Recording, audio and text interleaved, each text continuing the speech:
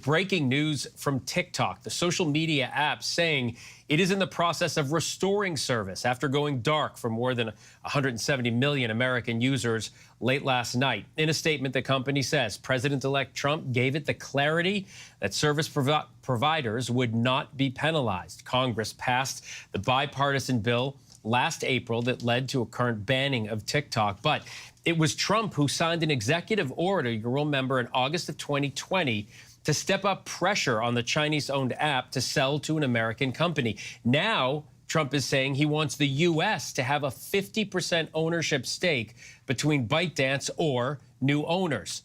Joining us now for more on this, cybersecurity and data protection expert Caitlin Sarian. Caitlin, thanks for taking the time and being with us. Let's start by getting your reaction to TikTok's announcement on a restoration of service. Yeah, I mean, I've been in shock for the last 48 hours. I was in denial. And then last night when it went out, I was in shock and I just kind of stared at my phone.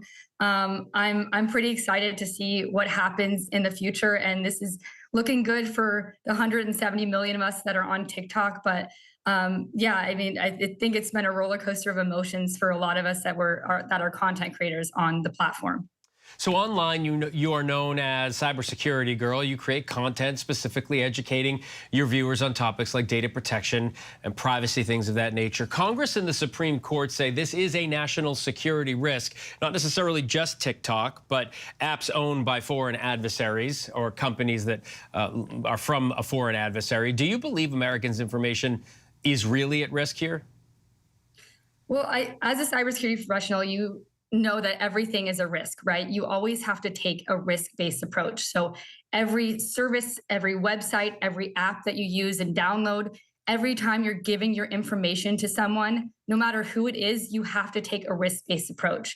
And for me personally, when I heard back when TikTok was going to partner with Oracle and try to move their services over to the US, I think this was like 3.5, almost 4 years ago now, I started feeling more comfortable going on the platform. So before I actually didn't go on the platform, I took that risk-based approach. I said, I don't feel comfortable giving my data to China at that moment in time. When I heard that TikTok was starting to partner with Oracle, I decided, hey, my risk-based approach it's okay because I feel like my purpose is bigger and I'm going to be able to reach a larger audience.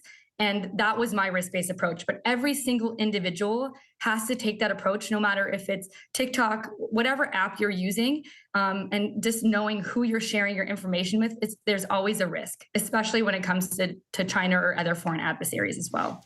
Yeah, I think most Americans, I get personal texts to my personal phone from politicians asking me, all sorts of things. Like, everybody gets my information. So I think a lot of Americans are like, wait a minute, everybody has our information. But this is different. This is about foreign adversaries and what they could possibly do.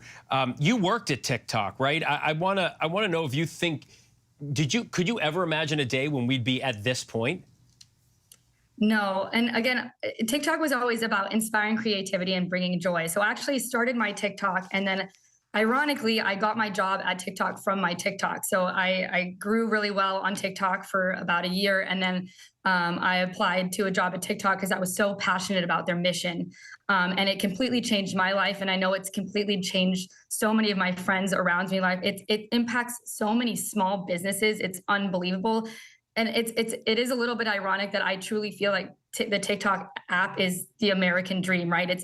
It's allowing people to reach worldwide. It's allowing small businesses to expand outside of their small hometowns. It's really bringing in tons of money for American citizens. And so I had such a passion and purpose. I really, really wanted to work there. And seeing all the behind the scenes, I want to preface that I did not work there's two separate TikToks, right? There's a TikTok US, after Trump had stated that he wanted to bring it more to the U.S. or sell to the U.S. So they started splitting off. There's a TikTok U.S. specifically, and then there's a TikTok Global. And I actually worked at TikTok Global. So I didn't see or touch any of the U.S. data. We were solely focused on everything outside of the U.S. So all the other countries that use TikTok. But the team that I know that worked at TikTok U.S., like dedicated individuals, ex-FBI, ex-CIA agents. And then they are, again, partnering with Oracle. So I really felt comfortable with them. But again, it's a risk-based decision. Obviously, I don't know what the Supreme Court saw. I think there's a lot of stuff that's going on behind the scenes that I didn't have any privy of seeing, and a lot of the American citizens don't, which is why most of us are very confused and hurt and upset and shocked. But I truly believe that our government is doing this to protect the United States as a whole, even if we might not see it that way. So again, it's hard for me because I see both sides, right? I absolutely love the platform. I've seen how much it impacts people, but I also see the negative side effects of apps and just cybersecurity as a whole. So it's very hard for me to judge. All I know is personally, I don't regret my decision of going on TikTok. It's completely changed my life, and I know it's changed so many other people's lives as well. Caitlin Sarian, thanks so much for taking the time to talk to us about it. I do appreciate it. Yep, no problem. Thanks for having me.